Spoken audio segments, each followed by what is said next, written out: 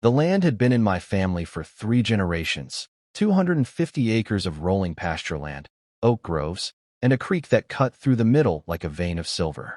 My grandfather cleared much of it with his own hands back in the 50s, and my father raised cattle here until his knees gave out.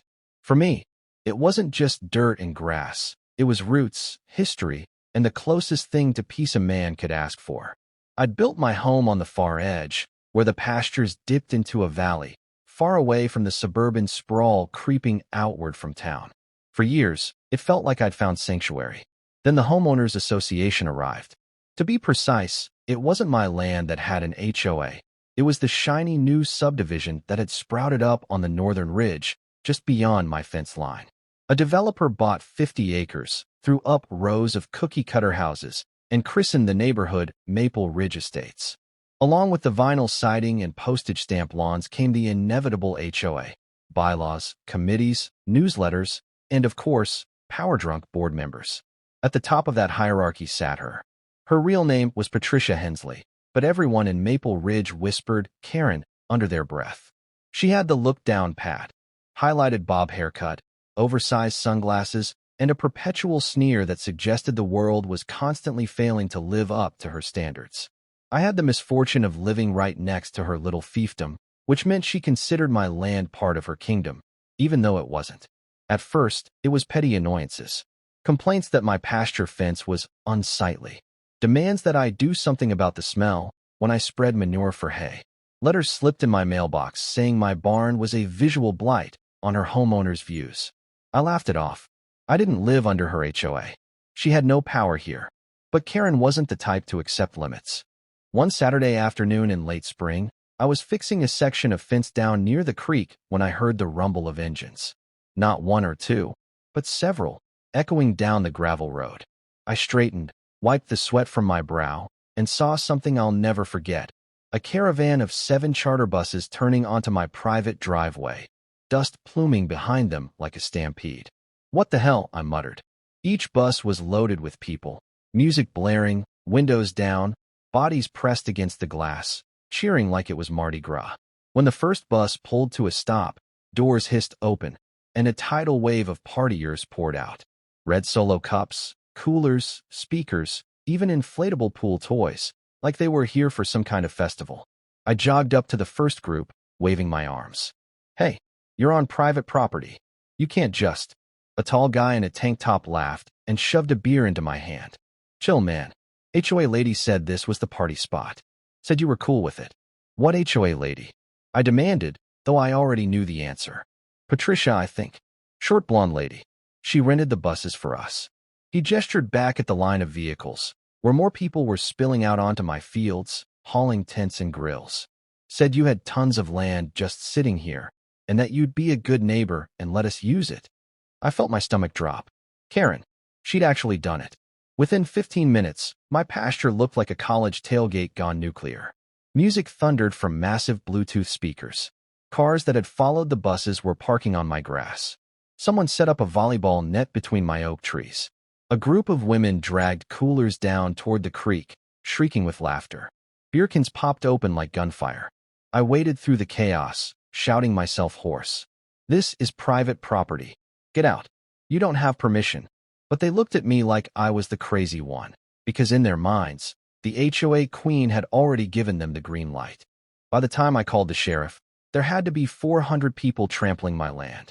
The dispatcher on the phone actually paused and said, 400? "Sir, are you exaggerating?" "I wish I was," I snapped. "Send somebody now." The deputies arrived 40 minutes later, lights flashing. By then, the situation was out of control. Empty beer cans littered the ground. Someone had spray-painted their fraternity letters on my barn. Strangers were splashing in the creek, half-naked, turning it into their personal swimming hole. And in the middle of it all, perched on a lawn chair with a wine glass in hand, was Karen herself, smiling like the queen of the carnival. When she saw me glaring, she raised her glass. "You should be thanking me, neighbor. Look at all the fun your land is bringing people." I stormed over, my fists clenched. "You trespassed. You organized this.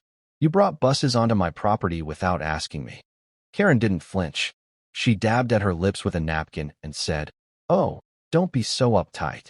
You've got all this empty land going to waste. I thought it'd be nice to share it with the community. The community? I pointed at a group of guys rolling a keg across my pasture like it was a wheelbarrow. These aren't even your neighbors. Her smirk widened. Well, maybe not all of them. But Maple Ridge is sponsoring an events calendar this summer, and I volunteered to organize the kickoff party. You wouldn't want to be the grumpy old landowner who spoiled it, would you? I could feel my blood pressure spike. You're trespassing. Every single one of you. This is private property, and I'm pressing charges. Karen laughed. A sharp, condescending bark that turned heads. Good luck with that. You think the county's gonna side with one cranky guy over an entire neighborhood? The deputies, to their credit, started breaking up the party. They went bus to bus, ordering people back inside, confiscating alcohol from underage drinkers, telling everyone to pack it up. But it took nearly 2 hours to clear the land. By the end, my pastures were trashed. Empty bottles everywhere. Burn marks in the grass where someone had tried to light fireworks. My creek was littered with plastic cups. And Karen? She wasn't arrested. She wasn't even cited. The deputies said they'd make a report and pass it up to the county attorney. She walked back to her SUV like she'd just left a garden luncheon, tossing me a smug glance over her shoulder. See you around, neighbor. I stood there in the ruins of my land, fury simmering in my chest. She thought she'd won. She thought she could use me, use my property, and walk away untouched. But she didn't know me. She didn't know how far I'd go to protect my land. And she sure as hell didn't know what happens when you poke a man who has nothing left to lose. The Monday after the invasion, I walked my land like a crime scene investigator. Beer cans crunched under my boots. My barn door was tagged in sloppy spray paint. The creek smelled like sunscreen and stale beer. It wasn't just the mess, it was the violation. My land, my family's heritage, had been trampled like it was some public park for drunk strangers. I filed an official report with the sheriff's office. I handed over photos of the damage, videos I'd taken of the buses unloading, even footage of Karen herself raising her wine glass like a queen. The deputy who took my statement nodded politely, but his eyes said, "Good luck, buddy." That night, I sat at my kitchen table with a cup of black coffee and a single thought pounding in my head. She thinks she's untouchable. And for a few weeks, it seemed she was. Life in Maple Ridge rolled on. The subdivision newsletter chirped about the success of the community summer kickoff, complete with photos of kids playing volleyball on my land. They didn't mention the beer cans or vandalism. They didn't mention my name at all. Then the harassment began. One morning, I found a letter taped to my mailbox. Your land is zoned agricultural, but it's unsightly. Maple Ridge would like you to consider subdividing or allowing managed use for community events. Signed, Patricia Hensley, HOA President. I crumpled it up and threw it in the trash. 2 days later, my gravel driveway was blocked by 2 SUVs when I came home from town. For people were standing by my gate, clipboards in hand. I rolled down my window. "Can I help you?" I asked. One of them, a young woman in yoga pants and an HOA badge on her lanyard, said brightly, "We're here to do a survey of available land for future Maple Ridge events." I gripped the steering wheel. "This land isn't available. Leave." She blinked. "Well," Patricia said. "I don't give a damn what Patricia said. Get off my property." They scattered after that. But the message was clear. Karen wasn't finished. I started locking my gates. I put up no trespassing signs so big you could read them from the road. And still, I'd find footprints near my barn, cigarette butts in my gravel, trash tossed over my fence. The straw that broke me came in late June. I was out cutting hay when I heard engines again. This time, ATVs tearing across my fields.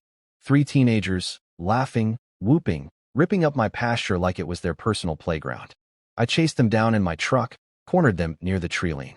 They froze when I stepped out, my face like thunder. Whose idea was this? I demanded. One of the boys, no older than 16, stammered. Mrs. Hensley said it was fine. She said you were old and grumpy, but wouldn't mind." I wanted to explode. But looking at those kids, I realized they weren't the enemy. They were pawns in her little power game.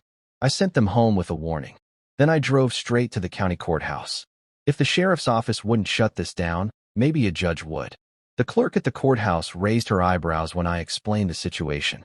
"She brought 7 buses of people onto your property without permission?" "Yes, ma'am," I said. "And she keeps encouraging people to trespass. I want an injunction." Something. Anything to stop her. It took weeks, motions, hearings, paperwork. But finally, I got my day in court. I'll never forget walking into that small county courtroom in July. Karen was already there, sitting at the plaintiff's table in a tailored blazer, her lawyer beside her. She looked at me with that same smug smirk, like this was all just an inconvenience.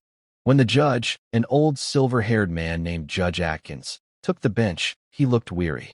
All right, let's hear it. Mr. Whitaker, you're alleging trespass and property damage. Mrs. Hensley, you say you had permission? Karen's lawyer stood. Your Honor, Maple Ridge is a community-oriented development. My client was under the impression that Mr. Whitaker had tacitly allowed use of his land for public gatherings. There was no malicious intent. I nearly choked. Tacitly allowed. When it was my turn, I laid it out plain. Judge, with all due respect, this isn't about misunderstandings. This woman chartered buses. She told people they had my permission when she never even asked. My land was vandalized, trashed, destroyed. And she keeps encouraging it. I slid a stack of photos onto the bench. Beer cans, graffiti, tire tracks.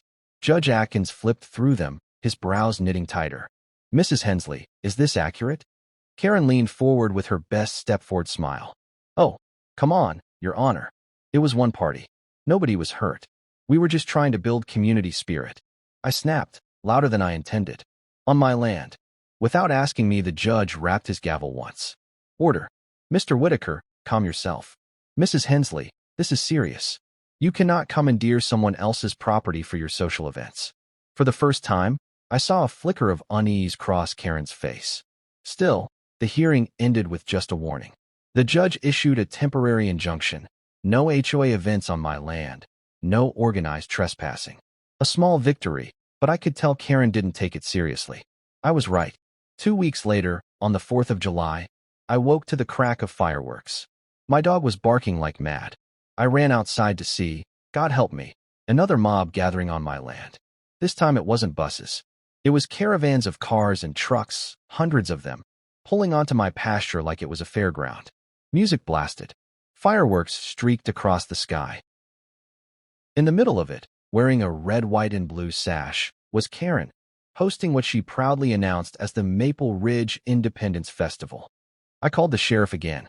This time, I wasn't polite. Either you send deputies now, or I'll handle this myself. When they arrived, the scene was 10 times worse than before. People drunk and stumbling. Trash piling up. A fight breaking out near my barn. But the moment that sealed her fate came just before midnight. A firework tipped over and shot directly into my hayfield, igniting a blaze. Flames ripped across the dry grass. People screamed. Cars peeled out, kicking up sparks. Deputies scrambled to clear the field as volunteer firefighters raced in with hoses. By the time the fire was contained, 3 acres of my hay were scorched black.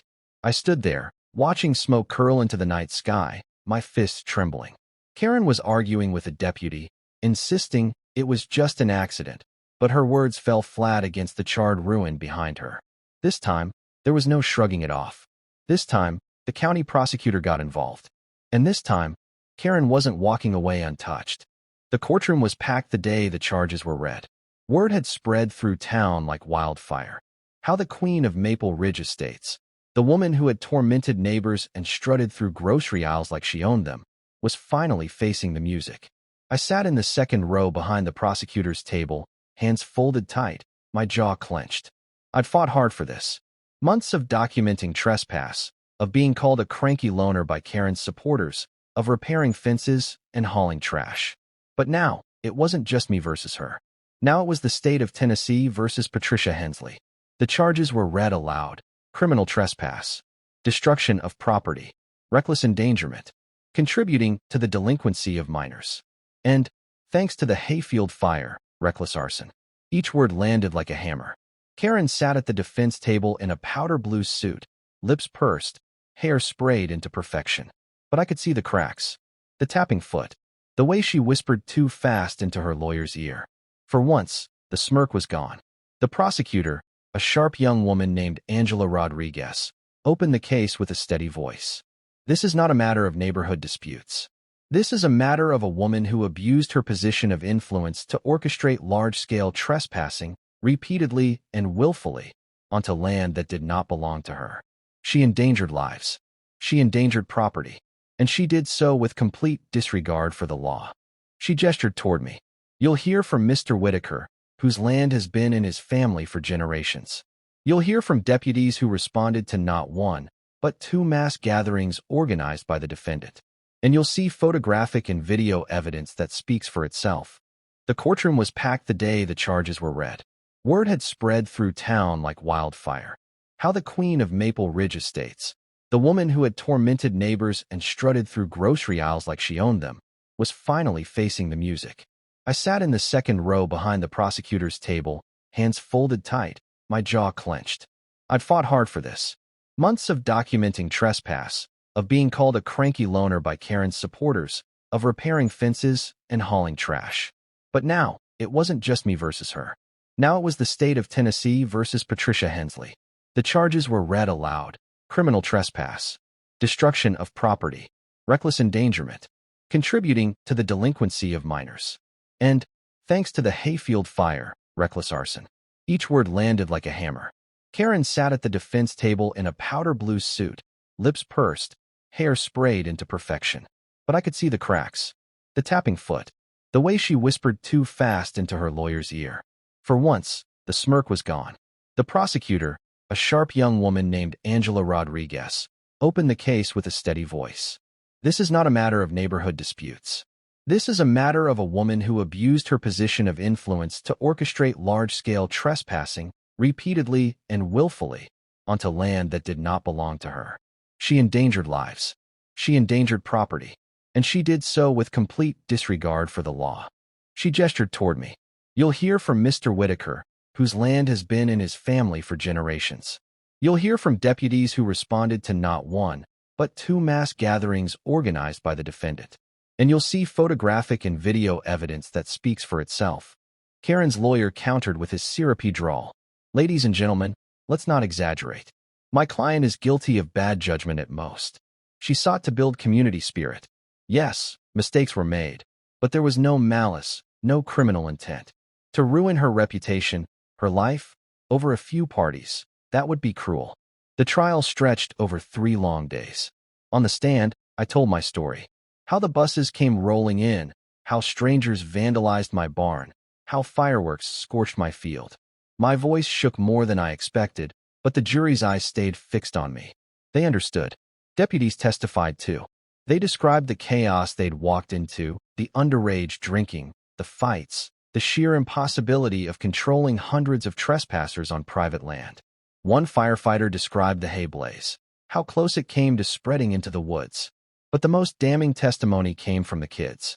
The prosecutor called 3 teenagers, 2 boys and a girl, who admitted under oath that Karen had personally told them they could ride their ATVs on my land. That she'd said, "Don't worry about old man Whitaker, he's just cranky." The courtroom gasped. Karen shifted in her seat, tugging at her blazer. For the first time, she looked small. Her lawyer tried to spin it. He painted me as an isolated farmer resistant to progress. He argued that Karen had only ever tried to foster community joy. He even suggested that the firework accident wasn't her fault. It could have happened anywhere. But every time he smoothed over the truth, the prosecutor struck harder. Angela played cell phone videos from partygoers, laughing, dancing, shouting, "Thanks, Karen," as they trashed my pasture. She displayed photos of spray-painted walls, beer cans piled knee-high, my scorched hayfield. And then she dropped the final bombshell. Bus rental receipts, signed by Patricia Hensley herself, charging over $3,000 to the HOA's community fund. That was the dagger. Karen hadn't just acted on her own. She'd used HOA money to bankroll her schemes. The HOA president, who once strutted with authority, now sat red-faced, whispering frantically to her attorney as jurors scribbled notes with furrowed brows. By the time closing arguments arrived, the courtroom felt electric. The prosecutor stood tall. This case isn't about one bad neighbor. It's about entitlement. About someone who believed the rules didn't apply to her. She lied. She trespassed. She endangered lives. And she must be held accountable. Karen's lawyer gave his final plea, but his words landed hollow. The damage was done. The jury deliberated for only 4 hours. When they filed back in, My heart pounded so hard I could hear it in my ears. The foreman rose. "We, the jury, find the defendant, Patricia Hensley, guilty on all counts." Gasps rippled through the room. Karen's mouth fell open. Her perfectly manicured hand clutched the table. She shook her head as if she hadn't heard right. "No, no, that's not." Judge Atkins banged his gavel. "Order. Mrs. Hensley, you have been convicted of multiple criminal offenses. Sentencing will be pronounced now." The room fell silent. The judge's voice was firm. "This court has witnessed arrogance and disregard for the law. You endangered lives, destroyed property, and abused your position. For criminal trespass, destruction of property, and reckless endangerment, you are sentenced to 90 days in county jail. For contributing to the delinquency of minors, 6 months probation. And for reckless arson, restitution to Mr. Whitaker in the amount of $50,000. Karen gasped like the air had been stolen from her lungs. Her lawyer muttered something about an appeal, but the judge cut him off. "Bailiff, take her into custody." The sight was something I'll never forget. Karen, the HOA queen, the woman who had sneered at me from behind sunglasses, being handcuffed and led away as her neighbors watched in stunned silence. She twisted once, meeting my eyes with a glare that could have curdled milk. But I didn't flinch. Not anymore. For the first time in months, maybe years, I felt something I thought I'd lost. Justice. The courtroom emptied out into the summer heat. Neighbors whispering, reporters scribbling notes, deputies leading Karen through a side door. I stayed behind for a moment, alone in the wooden pew, staring at the judge's bench. My land was still scarred, my barn still defaced, but something heavier had been lifted. Karen wasn't untouchable anymore. And as I walked out into the sunlight, I realized this was just the beginning of reclaiming what was mine. The morning after the verdict, I woke up to silence. No rumbling engines. No music blaring from across the ridge. No trespassers trampling my fields. Just the soft rustle of wind in the oaks and the distant lowing of cattle. For the first time in a long time, my land felt like mine again. Still, the scars were everywhere. Blackened patches where the fire had scorched my hay. Spray paint on the barn that hadn't quite faded, no matter how hard I scrubbed. Empty cans and bottles still turned up in the grass weeks later, like reminders of the nightmare I'd lived through. But now, when I saw them, they didn't fill me with rage. They reminded me of the trial. The jury nodding as the evidence stacked up, the look on Karen's face when the handcuffs clicked shut. Every can I tossed in the trash felt like a victory reclaimed. The neighbors from Maple Ridge started coming around after the sentencing. At first, I braced myself for more fights. I expected finger-pointing, maybe even hostility. Instead, I got something else. The first to show up was a young couple, Daniel and Megan. They stood awkwardly by my gate, hats in hand. "Mr. Whitaker?" Megan said softly. We wanted to say we're sorry. We didn't know she didn't have your permission. We thought it was, some kind of arrangement." Daniel nodded. Most of us did. She made it sound official, like the land was basically common space. I studied their faces, sincere, embarrassed. They weren't the enemy either. They'd been duped just like those teenagers on the ATVs. "Appreciate you saying that," I said, my voice gruff. "But next time, ask the man who owns the land before setting foot on it." They both nodded quickly, relief washing over their faces. Word must have spread, because over the next week, more Maple Ridge residents stopped by. Some came with apologies. Some with offers to help fix the damage. One man even offered to repaint the side of my barn himself. It didn't erase what had happened, but it softened the edges. The HOA, stripped of its tyrant queen, scrambled to rebuild. From what I heard, the board held an emergency meeting after Karen's conviction. They voted unanimously to remove her from her position. Neighbors who had once cowered under her rule were suddenly finding their voices. I didn't attend those meetings. I didn't want to. But I heard the whispers. Bylaws rewritten, finances audited, community funds replenished after Karen's reckless spending. Maple Ridge was finally learning to breathe without her suffocating grip. Meanwhile, restitution started trickling in. The county cut me the first check from Karen's seized assets, a down payment on the $50,000 she owed me. It wouldn't heal the land overnight, but it was enough to reseed the hayfield, replace some fencing, and hire help to clean the creek. One evening, I stood at the edge of that hayfield, watching new shoots of green push through the soil. The setting sun painted the valley gold. My grandfather's land, scarred but not broken, was coming back to life. And so was I. For months, I'd carried anger like a stone in my chest. It had consumed me, poisoned me. But seeing justice served, seeing Karen led away in cuffs, stripped of the power she'd abused, loosened that weight. I still bore the scars, sure. But now, they were reminders of survival, not defeat. A neighbor summed it up best one afternoon as we patched a section of fence together. He was a wiry old man named Carl who'd lived in Maple Ridge before the HOA sprouted up. You know, he said, hammering a nail. Bullies like her, they always think they're untouchable. They feed off people being too scared to stand up. But you stood up. You drew the line. I didn't respond right away. I drove the post deeper, leaned on the sledgehammer, and finally said, "She picked the wrong man's land to mess with." Carl chuckled. That she did. The weeks rolled on, and the valley settled back into rhythm. Summer gave way to fall. The hayfield grew lush again. The barn, repainted, gleamed red against the backdrop of golden leaves. Life wasn't perfect. It never would be. But every morning I stepped onto my porch with a cup of coffee, breathing in the quiet. I felt a peace I thought Karen had stolen for good. As for her, word was, she didn't fare well in county jail. The queen without her crown, stripped of her titles, her status, her carefully curated reputation. Some said she'd try to appeal. Others said she'd move away once she got out. But me? I didn't care. She was out of my life, out of my land, out of power. That was all that mattered. The final piece of closure came in late autumn. The county invited me to speak at a town hall about property rights. Normally, I wasn't one for public speaking, but something in me knew I had to go. When I stood at that podium, looking out at the crowd, neighbors, farmers, young families, I told them the truth. This land, I said, isn't just dirt. It isn't just grass or fences. It's history. It's livelihood. It's family. And when someone disrespects that, when someone thinks they can take it because they want it, they're not just trespassing on property. They're trespassing on everything a man stands for. I fought back because I had to. Because if I didn't, what would stop them from taking the next thing? Or the next? The room was silent. Then applause swelled, rolling like thunder. And in that moment, I realized something. This fight wasn't just mine. It was every landowner's, every neighbor's, every person who'd ever been pushed around by someone who thought the rules didn't apply to them. Karen had tried to break me. Instead, she'd reminded me who I was. A man with roots. A man with land. A man who wouldn't be moved. As I drove home that night, stars pricking the sky above the valley, I felt my grandfather with me. My father too.